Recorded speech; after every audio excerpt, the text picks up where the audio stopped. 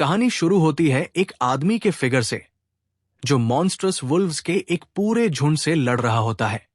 बहुत सारे वुल्व्स को मार गिराने के बाद वो एक बड़े अल्फा वुल्फ के सामने खड़ा होता है। उसे घूरते हुए वो कहता है कि इस वुल्फ की वजह से ही उसे अब समझ आया है कि वो लेटर सच था। अब थोड़ा पीछे चलते हैं पास्ट में। इयन प्रायस एक ऑर्डिनरी स्टूडेंट था जो 3rd ईयर में डिपार्टमेंट ऑफ स्वॉर्ड्समैनशिप में पढ़ता था। एक अजीब सुबह का सामना उसने किया। उसके दोस्त सीलीन हस्तूर जो 2nd ईयर की स्टूडेंट थी डिपार्टमेंट ऑफ नाइट्स में, और लीटो आइंस्टाइन उसका फेलो 3rd ईयर स्वॉर्ड्समैन अक्सर वही कॉन्सर्न्स शेयर करते थे। ग्रेड्स, एग्जाम्स और सामान्य stress of student life. In tension से बचने के लिए इयन और लीटो कभी कभी थोड़ा अल्कोहल एंजॉय कर लेते थे। एक ऐसी ही एंजॉयबल शाम के बाद इयन अपने रूम में वापस आया और सो गया। जैसे जैसे उसकी नींद गहरी होती गई वो एक अजीब सपने में चला गया। सपने में वो खुद को एक बैटलफील्ड के बीच में खड़ा पाता है जहां हर तरफ लाशें बिखरी होती है। बीच में एक अकेला फिगर खड़ा होता है जो उसी की तरह दिखता है। वो फिगर डिक्लेयर करता है कि दिलाराम आ रहा है और हमें उसे रोकना होगा। इयन कुछ समझ पाता इससे पहले ही वो नींद से उठ जाता है।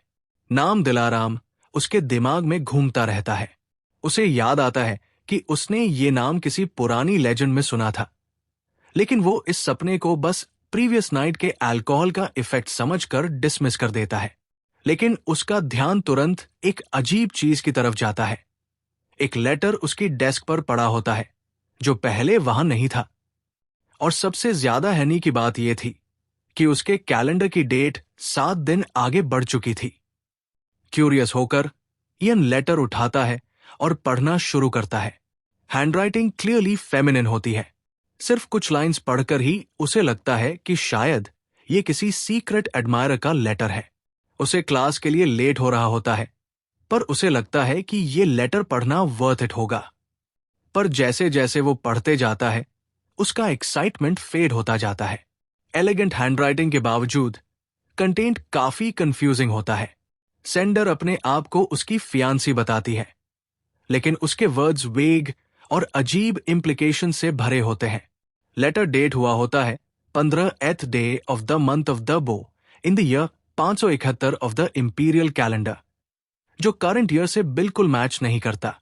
एंड में एक लाइन बोल्ड लिखी होती है, If the future was not protected, the world would perish. Ian irritated हो जाता है। उसे लगता है ये किसी का बैड टेस्ट प्रैंक है। वो लेटर को क्रम्पल करता है और ट्रैश में डाल देता है। जब वो बाहर जाता है तुरंत फील करता है कि कुछ तो ऑफ है।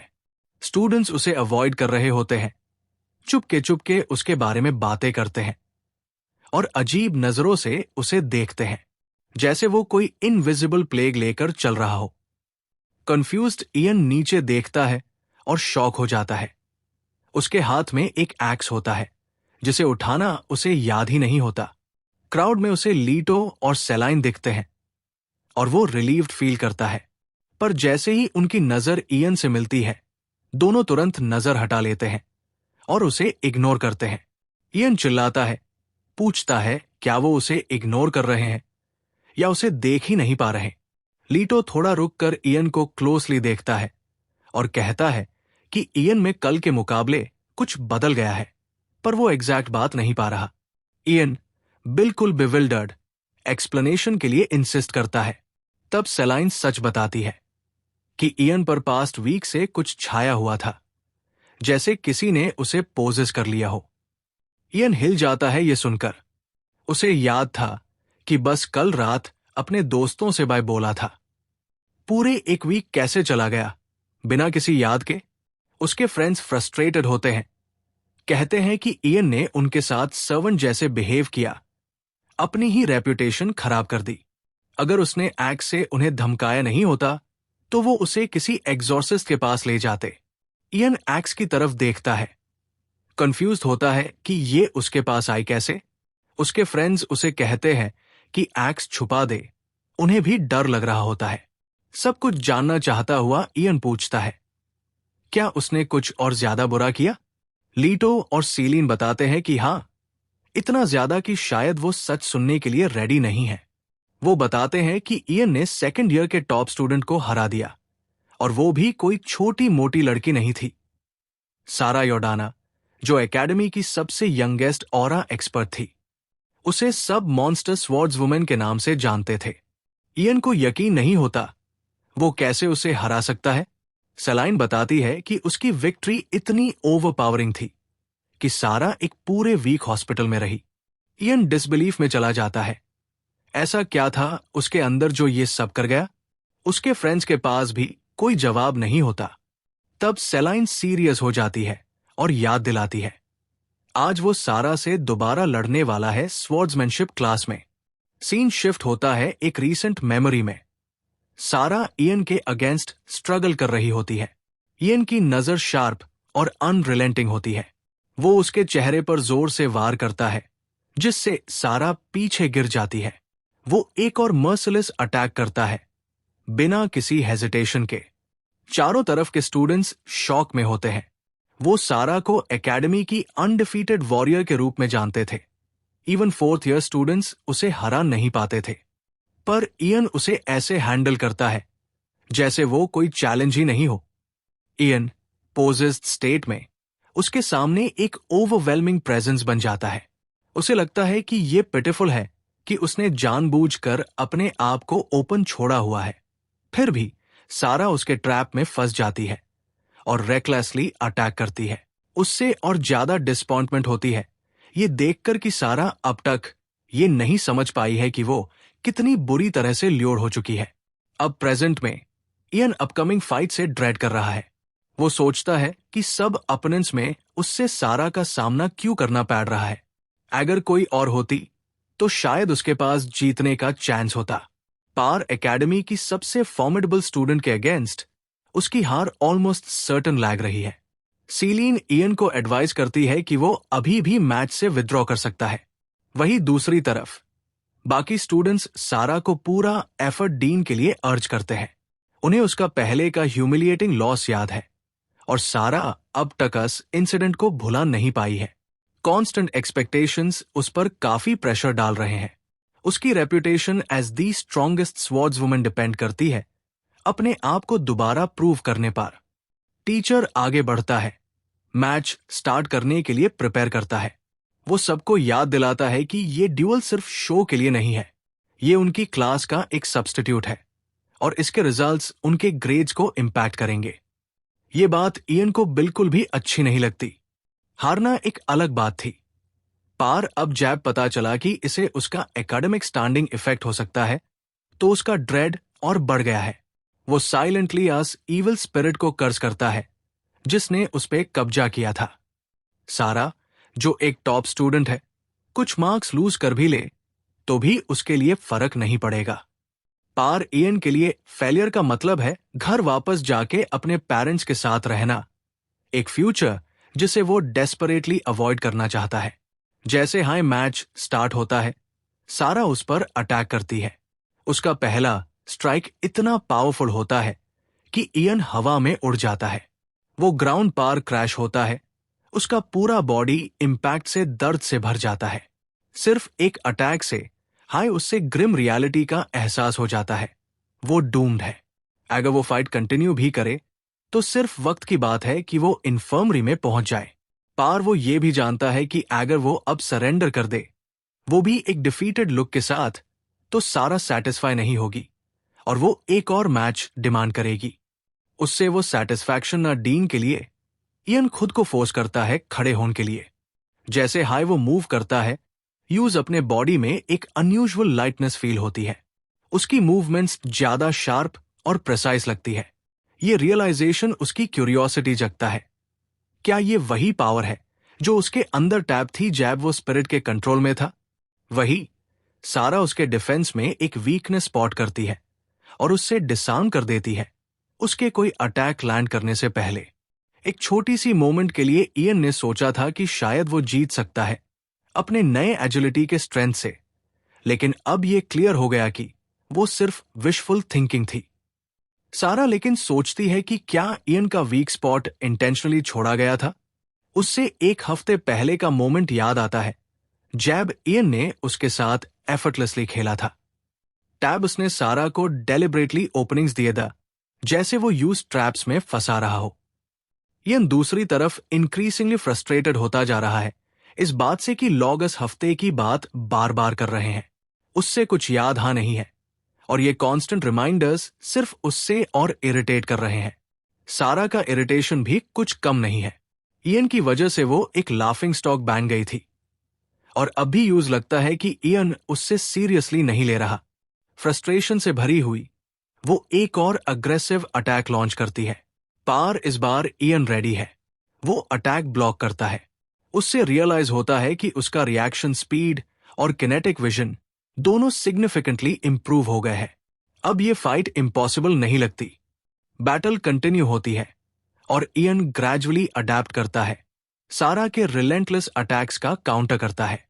पार धीरे धीरे एग्जॉशन उस पर हावी होने लगती है। वही सारा इयन के वो वर्ड्स याद करती है जो उसने उससे पिछले हफ्ते बोले था।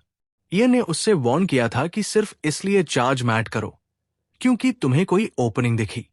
उसने कहा था कि हर अपॉर्चुनिटी को एक ट्रैप मानकर चलना चाहिए। ये ड्यूअल उसके लिए एक तरीका है अपने आप को प्रूव करने का, दिखाने का कि उसने वो लेसन सीखा है। पार सारा फ्रस्ट्रेट होती जा रही है क्योंकि इयन अब भी अपने फुल कैपेबिलिटीज के साथ फाइट नहीं कर रहा है। यूज शक होने लगता है कि शायद इयन जानबूझकर होल्ड बैक कर रहा है। डिटर्मिन्ड उससे सीरियस फाइट करने पर मजबूर करने के लिए वो एक और अग्रेसिव अटैक करती है। इयन उसके इंटेंट को समझ जाता है और फाइनली डिसाइड करता है कि अब वो उसका सामना पूरी स्ट्रेंथ से करेगा, क्योंकि अब उसकी एबिलिटीज क्लियरली इंप्रूव हो चुकी है। यूज लगता है कि शायद वो सारा को ओवरपावर कर भी सकता है। पार टैब सारा के मूवमेंट्स सडनली एराटिक हो जाते हैं।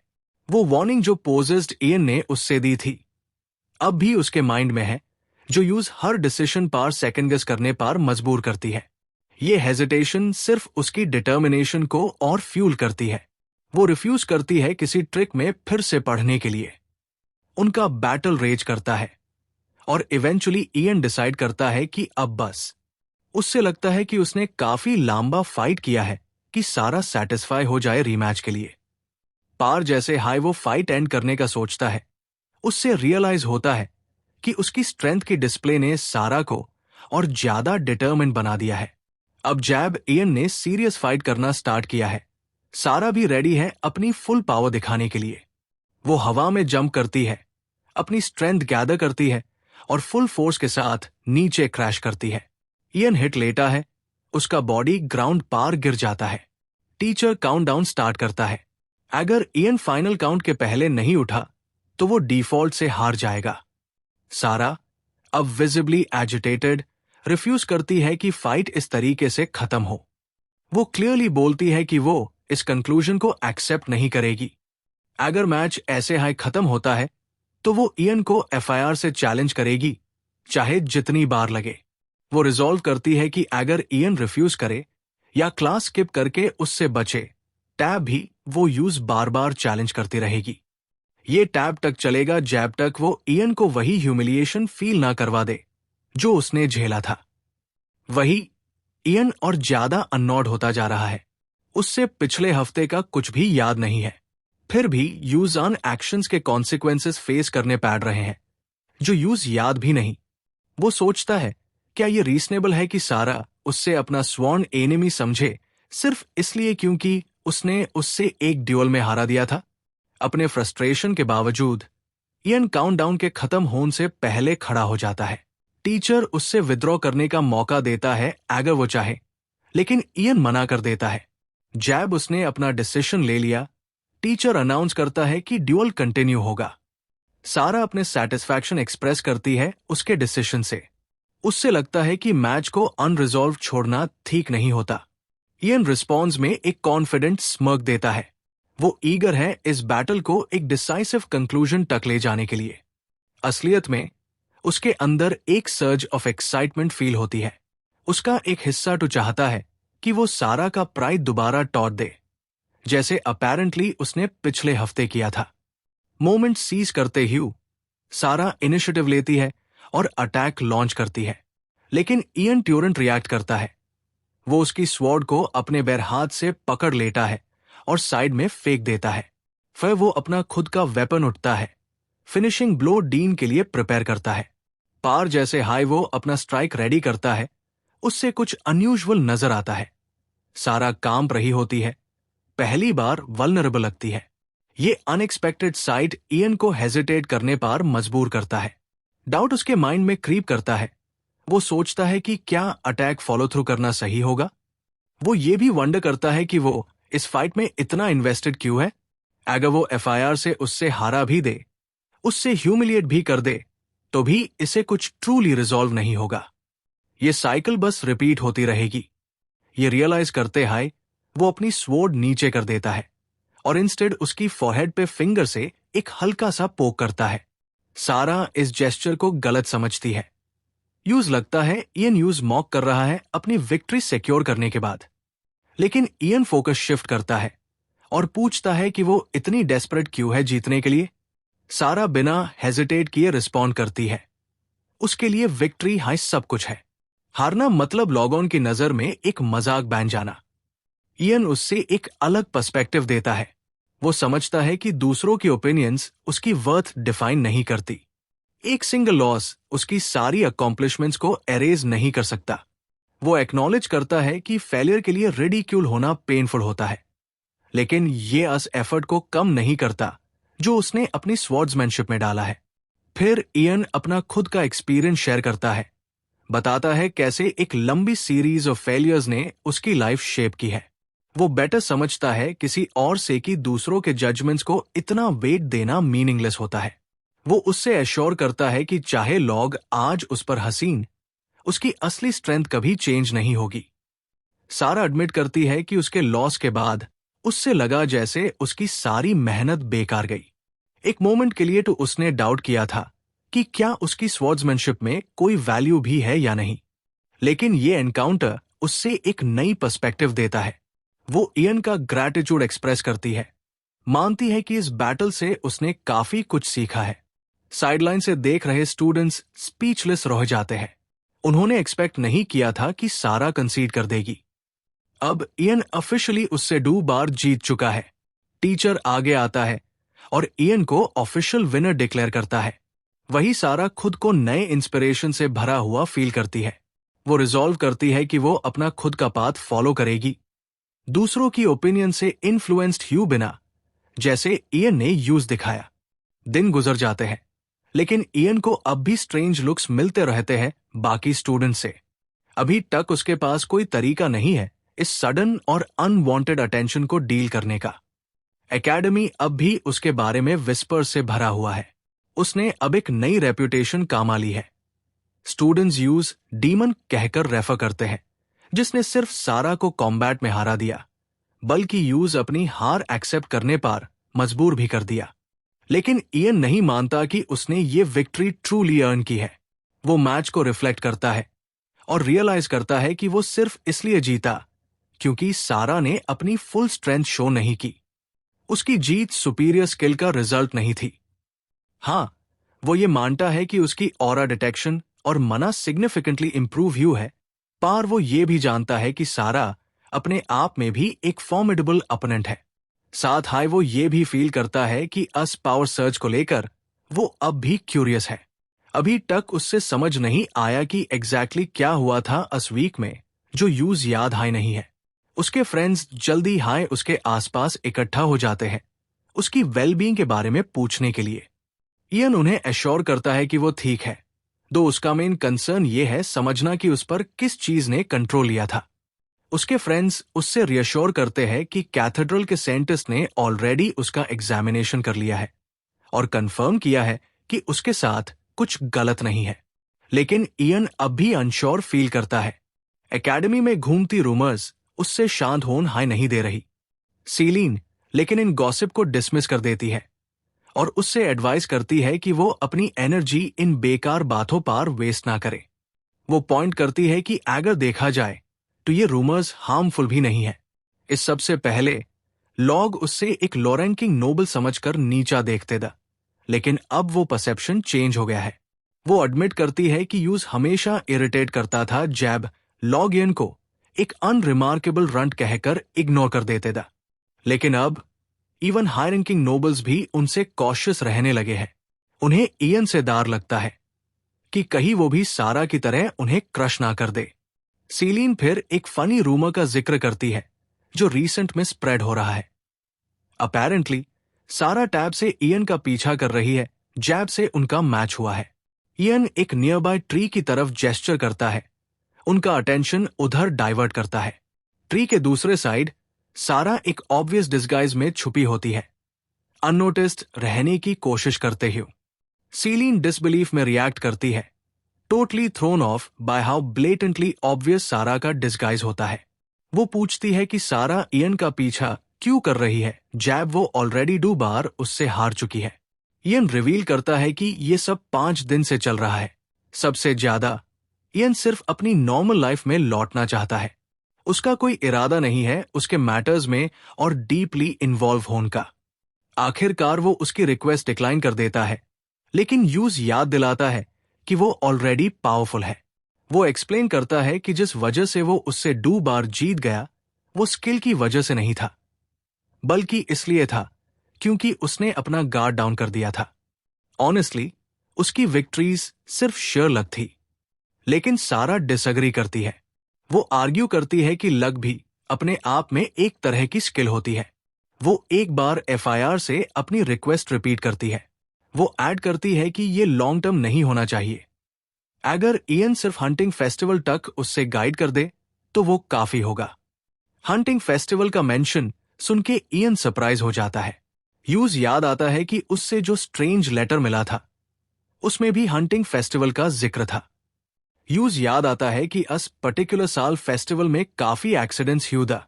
खासकर एमा जो एल्केमी डिपार्टमेंट से थी, वो मेडिसिनल हर्ब्स गैदर करने गई थी। जैब एक मिस्टीरियस मॉन्स्टर ने उस पे अटैक किया था। उसका पेट फाड़ दिया गया था। ये रियलाइज करते हाई इयन अपना फोकस शिफ्ट करता है। वो डिसाइड करता है कि अब उससे सबसे पहले इस मैटर की इन्वेस्टिगेशन करनी चाहिए। जाने से पहले वो सारा को एडवाइस करता है कि अगर वो स्ट्रॉन्गर बनना चाहती है तो उससे प्रोफेसर डेरेक से गाइडेंस लेनी चाहिए, उससे नहीं। जैसे हाई वो एब्रप्टली डिपार्ट करता है, उसके फ्रेंड्स उससे पूछते हैं कि वो अचानक कहाँ जा रहा है। वो वेग तरीके से जवाब देता है कि यूज बस एक अर्जेंट चीज याद आ गई। वो सब लेटर में लिखी बातों पर पूरा बिलीव तो नहीं करता, लेकिन फैक्ट ये है कि उसके दोस्तों के नाम उसमें लिखे थे और ये बात यूज डिस्टर्ब करती है। थोड़ी देर बाद इयन एल्केमी लैब में होता है एमा को ढूंढने के लिए। उससे लगता है कि शायद उसके पास आंसर्स का क्लू हो सकता है जो वो ढूंढ रहा है। कुछ दिनों बाद सारा दिखती है जो डिलीजेंटली अपनी स्वॉर्ड्समैनशिप प्रैक्टिस कर रही होती है प्रोफेसर डेरेक के गाइडेंस में। उसके मूवमेंट्स ऑब्जर्व करते ही प्रोफेसर उसके स्ट्राइक्स की फ्लूइडिटी की तारीफ करता है और उसकी स्टेडी इंप्रूवमेंट को एक्नॉलेज करता है। वो उससे एश्योर करता है कि अगर वो अपनी करंट डेडिकेशन कंटिन्यू रखे तो हंटिंग फेस्टिवल के टाइम तक वो एक वेल राउंडेड ऑरा फॉर्म कर पाएगी। वो ये भी अप्रिशिएट करता है कि सारा ने उससे गाइडेंस मांगी, नोटिंग कि ऐसे रिक्वेस्ट्स काफी रेयर होते हैं। इन रिस्पॉन्स सारा एक न्यू फाउंड एंथुजियाज्म के साथ ईगली शेयर करती है कि इयन ने उससे प्रोफेसर डेरेक के पास भेजने का सजेशन दिया था और उससे बिल्कुल भी इस डिसीजन का रिग्रेट नहीं है। अपनी प्रोग्रेस से सेटिस्फाइड होकर वो डिसाइड करती है कि अब वो लीव करेगी, क्योंकि आज के लिए उसने जो कुछ भी सीखना था सीख लिया। हमेशा की तरह उसकी ब्लंट मैनर और स्पीच प्रोफेसर को थोड़ा ऑफ गार्ड पकड़ लेती है। अब तक तो प्रोफेसर भी रिकॉग्नाइज कर चुका है कि उसमें बिल्कुल भी सोशल ग्रेस नहीं है। एक सिंपल फेयरवेल के साथ वो वहां से चली जाती है, अगले क्लास का इंतजार करते हुए। प्रोफेसर उसके कॉन्फिडेंस से अम्यूज होता है और यूज याद दिलाता है कि जल्दी करने की कोई जरूरत नहीं है। वो उससे एश्योर करता है कि जैब हंटिंग फेस्टिवल आएगा तो वो कंपटीशन में शायद सबको सिग्निफिकेंट मार्जिन से हरा देगी। उसकी और हेल्प करने के लिए वो यूज एक छोटी सी एडवाइस देता है, क्योंकि ये उसका पहला हंटिंग फेस्टिवल है। वो उससे अर्ज करता है कि वो सदर्न फॉरेस्ट के टेरेन और क्रीचर से फेमिलियर हो जाए, वही जगह जहां फेस्टिवल होने वाला है। प्रोफेसर श्योर होता है कि उसके अपर क्लासमैन ने ऑलरेडी इस डायरेक्शन में प्रेपरेशन स्टार्ट कर दी है। सारा थोड़ी क्यूरियस होकर पूछती है कि क्या सदर्न फॉरेस्ट में कोई खास स्ट्रॉन्ग मॉन्स्टर होते हैं। प्रोफेसर कंफर्म करता है कि एंट्रांस के पास तो हार्डली कोई थ्रेट्स होते हैं, लेकिन जैसे हाई वो फॉरेस्ट के मिड पॉइंट तक पहुंचती है, वहां कंसिडरेबली ज्यादा डेंजरस क्रीचर्स मिलते हैं। इस बात को कंसिडर करते ही सारा डिसाइड करती है कि अगले टाइम वो फॉरेस्ट के डीपर पार्ट तक जाने की कोशिश करेगी, लेकिन प्रोफेसर उससे वार्न करता है कि वो अकेली बहुत अंदर तक ना जाए। हाँ, मोस्ट क्रीचर्स स्टूडेंट्स के हैंडल के लायक होते हैं, लेकिन हिस्टोरिकल रिकॉर्ड्स दिखाते हैं कि जैसे जैसे हंटिंग फेस्टिवल करीब आता है, टेरिफाइंग मॉन्स्टर्स ज्यादा फ्रिक्वेंटली दिखाई देते हैं। जैसे जैसे कॉन्वर्जेशन शिफ्ट होती है, सीन ट्रांजिशन करता है एक एंशिएंट लोर के रिटेलिंग में। क्रिएशन के बिगिनिंग में हेवनली गॉड अरस लाइट के साथ इमर्ज हुआ, जबकि इविल गॉड ओमेलोस डार्कनेस के साथ पैदा हुआ। साथ में अरस और समय के फ्लो ने यूनिवर्स को शेप किया और एक फंडामेंटल लॉ एस्टैब्लिश किया कि टाइम हमेशा पास्ट से फ्यूचर की तरफ चलेगा। अगर कभी ये लॉ रिवर्स हुआ तो दुनिया केओस में चली जाएगी। ऐसे डिसऑर्डर को रोकने के लिए अरस ने टाइम के ऑर्डर पर कई रिस्ट्रिक्शंस लगाई ताकि ये स्टेबल रहे। अगर कोई बीइंग इस बैलेंस को चैलेंज करे तो वो हेवनली गॉड का एनिमी माना जाएगा। सिर्फ एक इमेंस पावर वाला बीइंग हाई इस रूल को तोड़ सकता था, कोई डील इल्म जैसे। नैरेटिव एफआईआर शिफ्ट करता है एम्मा की तरफ, जो अभी इयन को ये लोर समझाने की कोशिश कर रही होती है, लेकिन उसकी कोशिश फ्रस्ट्रेशन में बादल जाती है क्योंकि इयन इतनी कॉम्प्लेक्स इंफॉर्मेशन समझने में स्ट्रगल करता है। वो विजिबली इरिटेटेड होती है उसके लैक ऑफ एफर्ट से, स्पेशली जैब इयन हाई वो था जो बिना नोटिस के उसके पास आया, एक्सप्लेनेशन डिमांड की और उसकी रेस्ट डिस्टर्ब की जो उसने पूरी रात काम करके ली थी। उसकी इरिटेशन और बढ़ जाती है क्योंकि इयन पूरे महीने उससे मिला भी नहीं और अब आते हाई बिना वार्निंग के उसका डोर स्लैम करके एंटर हो गया, जैसे कोई टाइम हाई नहीं बीता हो। वो साय करती है, सोचती है कि इयन को सीरियसली दूसरों के साथ बेसिक कर्टसी कैसे रखनी चाहिए ये सीखना चाहिए। उसने पॉइंट आउट किया कि इयन सिर्फ टैब उसके पास आता है, जैब उससे कुछ चाहिए होता है। इयन मान गया कि उसको उठाना थोड़ा इनकंसिडरेट था, लेकिन उससे लगा कि एम्मा थोड़ा ज्यादा हाई क्रिटिसाइज कर रही है। उसने फिर से माफी मांगी, लेकिन इंसिस्ट किया कि यूज सच में एक्सप्लेनेशन को सिंप्लीफाई करने की जरूरत है। जैब एम्मा ने देखा कि इयन एटलीस्ट माफी मांग रहा है, तो उसने थोड़ा पेशेंस रखने का डिसाइड किया। उसने अग्री किया कि वो एफआईआर से इंफॉर्मेशन को सिंपलर टर्म्स में एक्सप्लेन करेगी। उसने बताया कि अगर इयन वकाई टाइम के फ्लो को चैलेंज करना चाहता है तो उसके पास एक इमेंस लेवल की पावर होनी चाहिए। इस दुनिया में सिर्फ एक हाई बीइंग है जिसके पास ऐसी स्ट्रेंथ है, देलिल, इविल गॉड का सर्वेंट। ये सुनते हाई इयन ने ट्यूरेंट कंक्लूजन निकाल लिया कि जो मिस्टेरियस लेटर उससे मिला था वो शायद देलिल ने हाई भेजा हो। एमा ने क्लैरिफाई किया कि उसका ये मतलब नहीं था, लेकिन उसने ये भी माना कि पॉसिबिलिटी पूरी तरह से रूल आउट नहीं की जा सकती। लेकिन वो एफआईआर भी स्केप्टिकल रही। उसने क्वेश्चन किया कि जैब एक मिथिकल बीइंग की एग्जिस्टेंस भी सर्टन नहीं है तो वो लेटर भेज कैसे सकता है। इयन ने स्पेक्युलेट किया कि शायद खुद इविल गॉड हाई इसके पीछे हो, लेकिन फिर से कोई प्रूफ नहीं था कि ऐसा कोई डेटी एग्जिस्ट करता भी है। रिगार्डलेस, एमा ने इंसिस्ट किया कि फ्यूचर से लेटर मिलना एक इम्पॉसिबिलिटी है। उसने इयन को एडवाइस किया कि वो अपने रूम वापस चला जाए और दूसरों के सामने इस मैटर को डिस्कस ना करे। उसने वार्न किया कि अगर उसने ऐसे रिडिकुलस क्लेम्स स्प्रेड किए तो लोग सिर्फ उसका मजाक उड़ाएंगे। इयन ने छुपछाप नोट किया कि एम्मा कितनी हर्ष हो गई है, जैसे वो उससे एक इडियट की तरह ट्रीट कर रही हो, सिर्फ इसलिए क्योंकि उसने वही रिपीट किया जो एम्मा ने पहले सजेस्ट किया था। लेकिन फिर उसने ये भी माना कि हो सकता है फ्यूचर से लेटर मिलने पर बिलीव करना यूज थोड़ा क्रेजी बनाता हो। जाने से पहले एम्मा ने उससे एक छोटी सी पोशन बॉटल्स की सेट दी, रिवील किया कि अनमेन प्रेजेंस इरेजिंग ड्रग्स है, उसकी लेटेस्ट इन्वेंशन। उसने इयन को एनकरेज किया कि वो इन्हें टेस्ट करे और देखे कि क्या ये वकाई काम करती है। इयन पॉसिबिलिटीज से इंट्रिग्यूड था और ट्यूरेंट इमेजिन करने लगा कि पोशन पीने के बाद वो कंप्लीटली इनविजिबल हो जाएगा।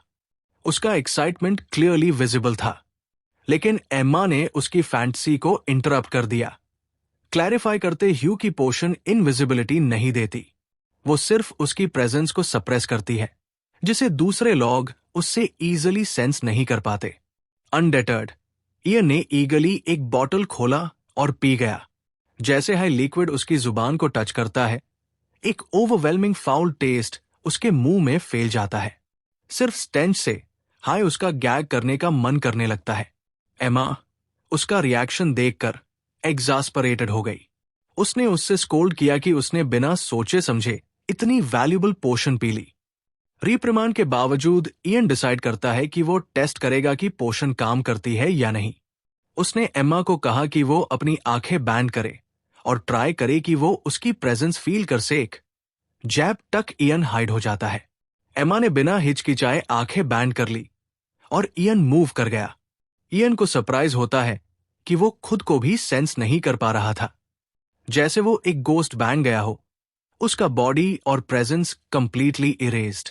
पोशन की इफेक्टिवनेस से प्लीज्ड होके उसने सोचना शुरू किया कि ये एबिलिटी अपकमिंग हंटिंग फेस्टिवल के लिए कितनी यूजफुल हो सकती है।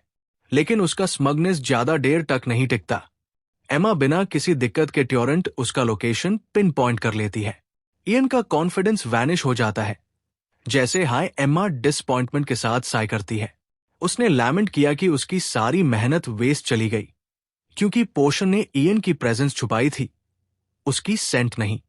फ्रस्ट्रेशन में वो ग्रम्बल करती है, रियलाइज करते ह्यू कि उसने बॉडी ऑडर को टेस्ट में कंसिडर हाई नहीं किया था, क्योंकि हर इंडिविजुअल का एक यूनिक सेंट होता है जो वो खुद पहचान नहीं सकता।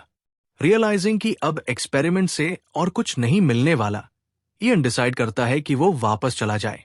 उसने रियश्योर किया कि वो सिर्फ चेक करने आया था कि एम्मा ठीक है या नहीं। जाने से पहले उसने प्रॉमिस किया कि वो फॉरेस्ट में जाकर सेकंड पोशन टेस्ट करेगा और अपनी फाइंडिंग्स एम्मा को बताएगा। उसने एम्मा को वार्निंग भी दी, एडवाइस किया कि वो हंटिंग फेस्टिवल खत्म होने तक अकेली फॉरेस्ट में ना जाए। अगर यूज कभी हर्ब्स या मटेरियल्स कलेक्ट करने जाना हो तो वो उससे जरूर बुलाए। रिसेंटली फॉरेस्ट के क्रीचर्स थोड़ा स्ट्रेंज बिहेव कर रहे थे और इयन नहीं चाहता था कि एम्मा अकेली रिस्क ले। इयन की विलिंगनेस देखकर एम्मा ने सोचा कि ये परफेक्ट अपॉर्चुनिटी है यूज काम में लगाने का, और उसने इयन को अपने नेक्स्ट ट्रिप में अकंपनी करने के लिए इनवाइट किया। इयन ईगर था हेल्प करने के लिए, सो उसने रेडिली अग्री कर लिया। जैसे जैसे डस्क नाइट में बदला, इयन अपने डॉर्मेट्री वापस चला गया। जैब से उसने वो स्ट्रेंज लेटर्स पढ़े द जिसमें एम्मा की डेथ प्रेडिक्ट की गई थी। टैब से उसके अंदर एक ओवरवेलमिंग सेंस ऑफ रिस्पॉन्सिबिलिटी आ गया था। उसने डिसाइड कर लिया था कि वो एम्मा को वार्न करेगा। वो सिर्फ यही होप कर सकता था कि एम्मा उसकी वार्निंग को सीरियसली ले और फॉरेस्ट से डोर रहे। उसके थॉट्स सडनली इंटरप्ट ह्यू जैब लीटो उसके रूम में घुसा। फ्यूरियस था कि इयन ने अपने दोस्तों को बिना किसी एक्सप्लेनेशन के छोड़ दिया। लीटो का गुस्सा देखकर इयन ने ट्यूरेंट सस्पेक्ट किया कि शायद उसके फ्रेंड ने हाई वो इलैबोरेट प्रैंक किया हो, कि लीटो ने हाई वो ऑमिनस लेटर्स उसके डेस्क पर रखे था। बिना हेजिटेशन के इयन ने उससे इंटेरोगेट किया, डिमांडिंग टू नो कि उसने ऐसा रिडिकुलस स्टंट क्यों किया। उसने पॉइंट आउट किया कि अन लेटर्स का कंटेंट कोई जोक नहीं था। एम्मा की डेथ को इतनी कैजुअली मेंशन करना एक्सट्रीमली पुअर टेस्ट था, और उसके वजह से एम्मा तक उसका मजाक उड़ा चुकी थी। लेकिन लीटो जेन्युइनली कंफ्यूज था। उससे बिल्कुल भी पता नहीं था कि इयन किस बात कर रहा था। स्ट्रेंज एक्यूजेशन को ब्रश असाइड करते ह्यू लीटो ने टॉपिक चेंज कर दिया और पूछा कि एम्मा कैसे थी, क्योंकि इयन उससे आज मिला था। इयन ने उससे रियश्योर किया कि वो ठीक है, लेकिन रियलिटी में एम्मा बिल्कुल भी ठीक नहीं थी।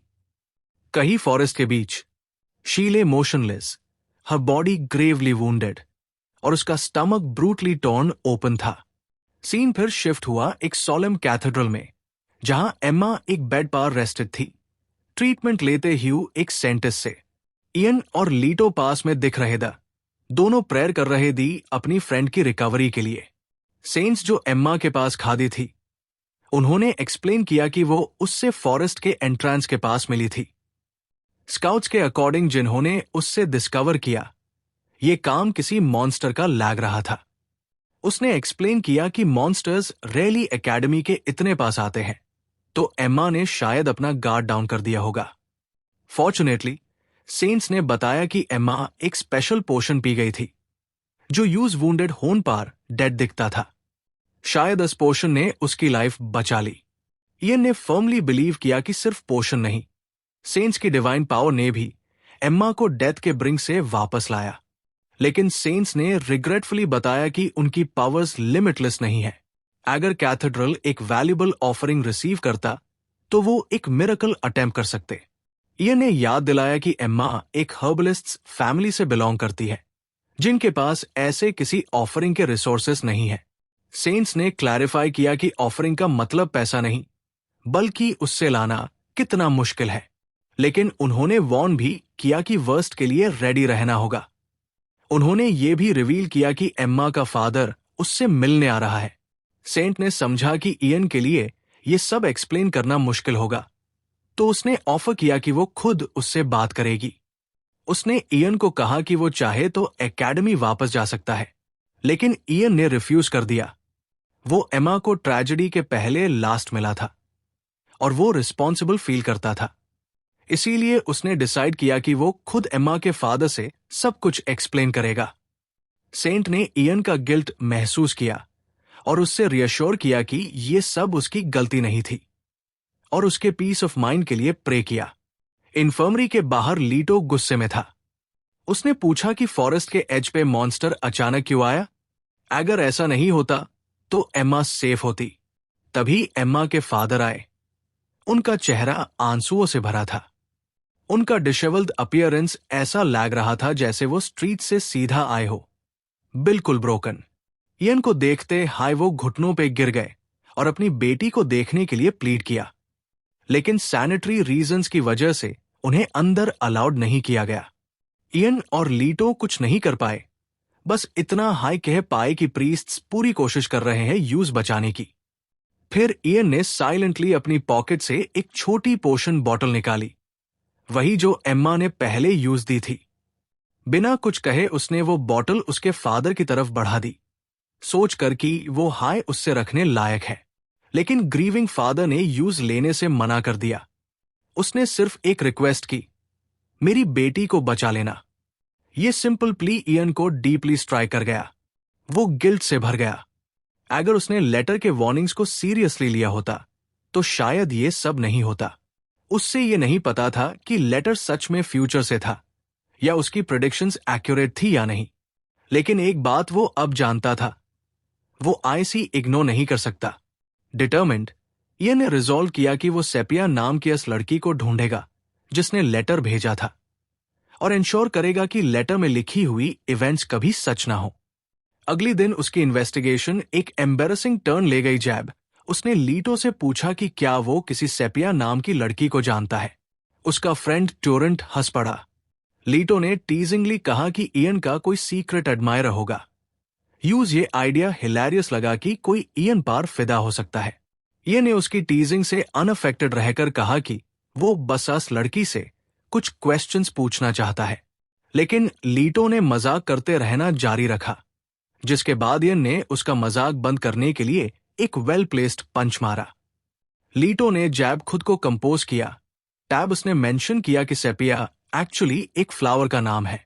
इयन ऑलरेडी ये जानता था, जो उसके डाउट और बढ़ा गया कि ये नाम रियल था या सिर्फ एक एलियास।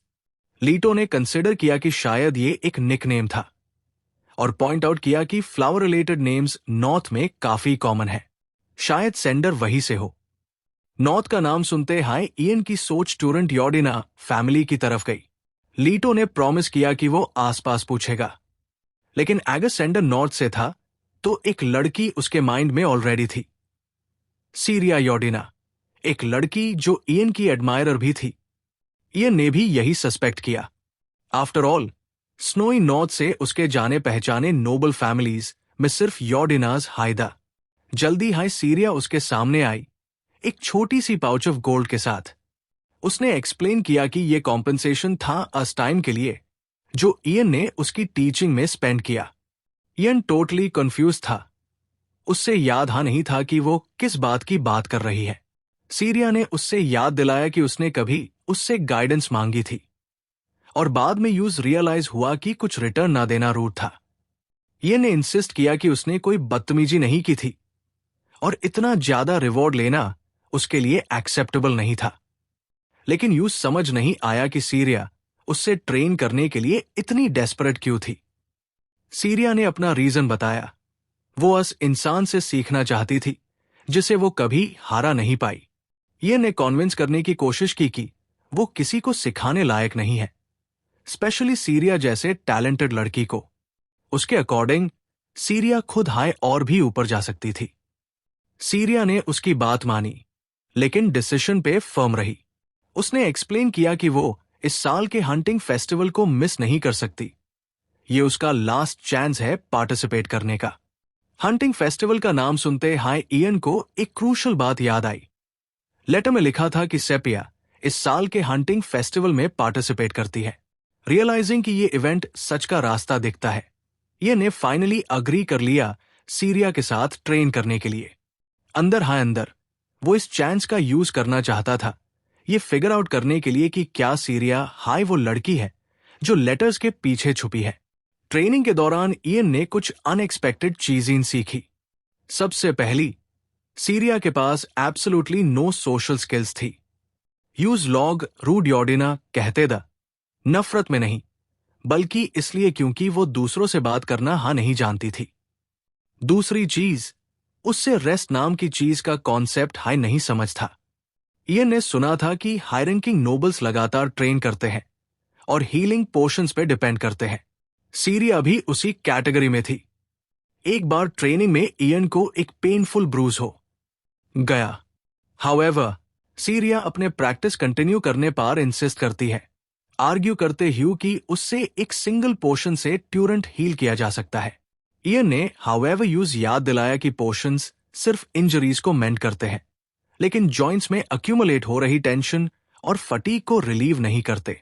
उसने एक्सप्लेन किया कि इसी वजह से लॉग ट्रेनिंग के दौरान पेस बनाए रखते हैं इंस्टेड ऑफ अपने बॉडी को ओवर एक्सर्ट करने के।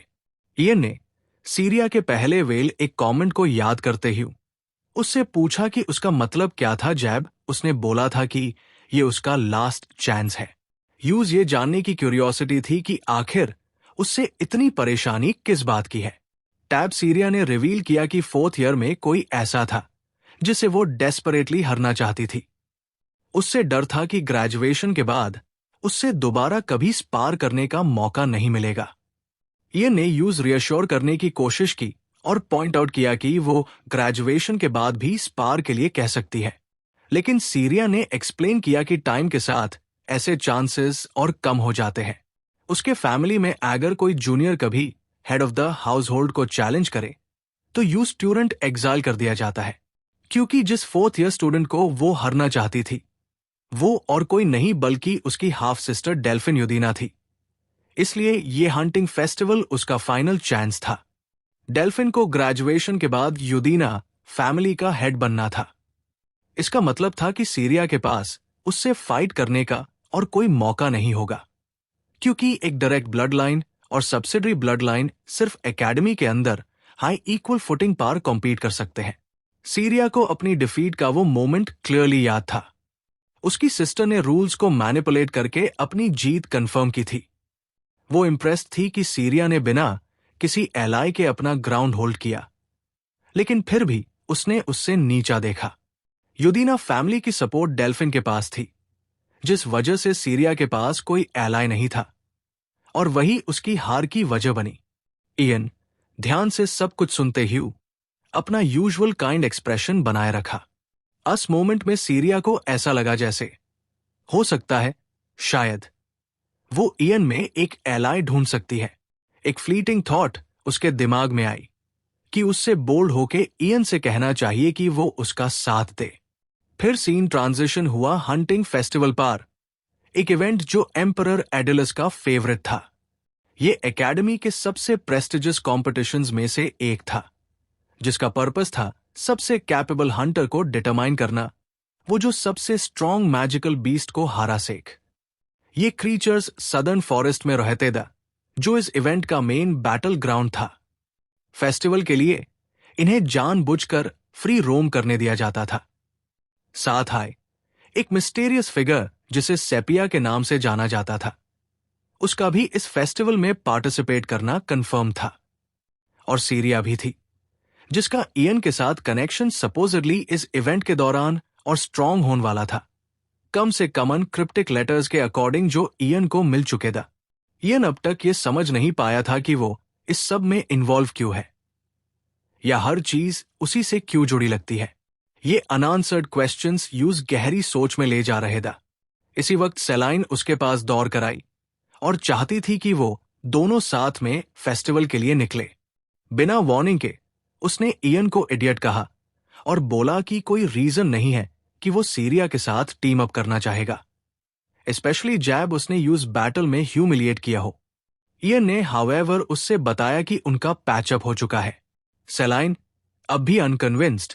ये बात स्ट्रेंज लगती थी कि सीरिया पिछले कुछ दिनों से इयन को फॉलो कर रही थी। इयन ने उसकी बात को लाइटली लिया और रीजन दिया कि हो सकता है सीरिया सिर्फ क्यूरियोसिटी के चलते ऐसा कर रही हो, लेकिन अब वो रुक गई है। सेलाइन को ये सब अनकंफर्टेबल लग रहा था। अगर इरिटेटिंग नहीं तो कम से कम अजीब जरूर। उसने इयन पर अक्यूज किया कि वो सीरिया के लिए सिंपिंग कर रहा है। इयन ने रिस्पॉन्स में उसका फेस स्क्वीज कर दिया, जैसे एक शेफ अपने अप्रेंटिस को दांत रहा हो। सेलाइन कंप्लीटली ऑफ गार्ड, एम्बैरेसमेंट में छुप हो गई। कैजुअल टोन में इयन ने पूछा, तुमने अपना परफ्यूम चेंज किया है क्या? सेलाइन अभी भी फ्लस्टर्ड ने जल्दी से एक्सप्लेन किया कि जो सेंट इयन महसूस कर रहा था वो उसके फेशियल क्लेंजर का था। इयन ने हाउएवर ये सिर्फ टॉपिक चेंज करने के लिए पूछा था। यूज एक्चुअली कोई फर्क नहीं पड़ रहा था। सेलाइन अब अपनी कंपोजर रीगेन करते हुए कॉन्वर्सेशन को किसी और डायरेक्शन में ले गई। उसने पूछा कि क्या इयन को पता है कि फेस्टिवल में किस टाइप के एक्सरसाइजेज होनवेल है। इयन ने गेस किया कि ज्यादातर फॉरेस्ट के अंदर एक्सप्लोरेशन होगा। पर्सनली वो चाहता था कि उनका सामना किसी भी मैजिकल बीस्ट से ना हो। नॉर्मल कंडीशंस में शायद ऐसा हाई होता, लेकिन लेटर के अकॉर्डिंग एक मैजिकल बीस्ट अटैक होने वाला था। अगर राइट रिस्पॉन्स दिया गया तो इयन बिलीव करता था कि वो सीवियर कैजुअलिटीज प्रिवेंट कर सकता है। सिंपल शब्दों में लेटर उससे वार्न कर रहा था कि अगर वो फेल हुआ तो बहुत लोग मर सकते हैं। इयन ने डिसाइड किया कि वो हर हाल में वो डार्क फ्यूचर होने से रोकेगा, क्योंकि अभी तक उसी के पास ये नॉलेज थी कि आगे क्या होने वाला है। सीन एफआईआर ट्रांजिशन करता है। इंस्ट्रक्टर स्टूडेंट्स को रैली करते हैं एक इंपॉर्टेंट अनाउंसमेंट के लिए। उन्होंने बताया कि एम्मा के साथ फॉरेस्ट में एक रीसेंट इंसिडेंट हुआ है, जिसके चलते वो हॉस्पिटल में एडमिट है। इंस्ट्रक्टर ने एम्फसाइज किया कि ये अनयूजुअल है कि मैजिकल बीस्ट्स एंट्रांस के इतने करीब दिखे, एक ऐसी जगह जहां वो पहले कभी नहीं आए। इस वजह से उन्होंने सबको वार्न किया कि वो पॉसिबल अटैक के लिए विजिलेंट रहें। फिर उन्होंने दूसरी बैड न्यूज दी कि मेली फाइटर्स होने के नेट उनके लिए डेंस फॉरेस्ट टेरेन में अपने सोर्ड्स को मैन्यूवर करना बहुत डिफिकल्ट होगा। उन्होंने वार्न किया कि नेक्स्ट पार्ट चाहिए तो कमेंट करो।